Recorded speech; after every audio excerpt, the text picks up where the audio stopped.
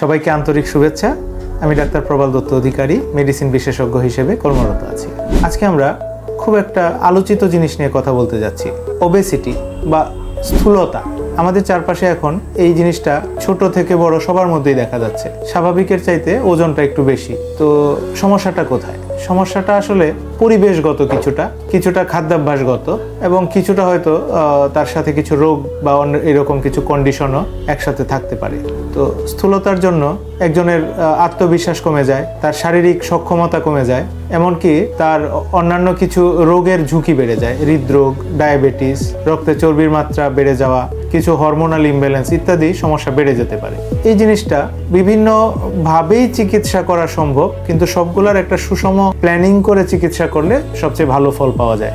আমাদের খাদ্যাভ্যাস পরিবর্তন, শারীরিক শ্রম বৃদ্ধি করা, সেটা স্বাভাবিক এক্সারসাইজও হতে পারে, আবার বৈজ্ঞানিকভাবে জিমনেশিয়ামে গিয়েও হতে পারে। তার সাথে বিশেষজ্ঞ চিকিৎসকের পরামর্শক্রমে কিছু ঔষধ ব্যবহারেরও প্রয়োজন হতে পারে। আমরা বলেছি এই ওবেসিটি ম্যানেজমেন্ট করতে গেলে খাবারের ব্যাপারটাতেও অ্যাটেনশন দিতে হয়। তাহলে আমরা কি করতে পারি? হেলদি খাবার খাবো, যেমন আমরা ফ্রুটস, সালাদ, টক দই এবং লো ক্যালোরি ডায়েটটা বেশি খাবো। জাঙ্ক ফুড, ফাস্ট ফুড, তৈলাক্ত খাবার এগুলো যথাসম্ভব পরিহার করার চেষ্টা করব। এবং পাশাপাশি আমরা চেষ্টা করব বাইরের খাবারটা যতটা কম খেতে পারি, হোমমেড খাবারের দিকেই বেশি নজর দেব।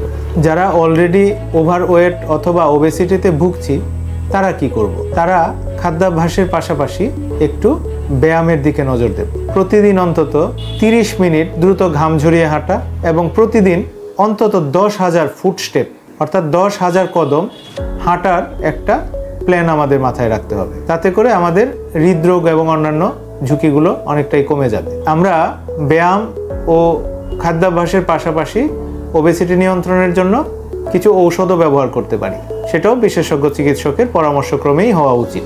এখন কথা হচ্ছে, যদি আমরা ওবেসিটির ঠিকমতো ম্যানেজমেন্ট না করি, ওবেসিটি নিয়ে আমি যদি চিকিৎসা সেবা না নিই, তাহলে আমার কি হতে পারে?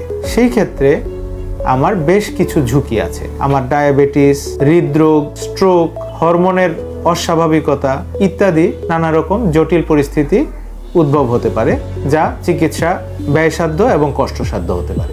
এজন্য আমার পরামর্শ থাকবে, যদি কেউ ওবেসিটিতে আক্রান্ত হয়ে থাকেন অথবা এরকম পরিস্থিতিতে পড়ে থাকেন, তারা দেরি না করে অতি সত্বর একজন বিশেষজ্ঞ চিকিৎসকের পরামর্শ নেবেন। সবাইকে ধন্যবাদ।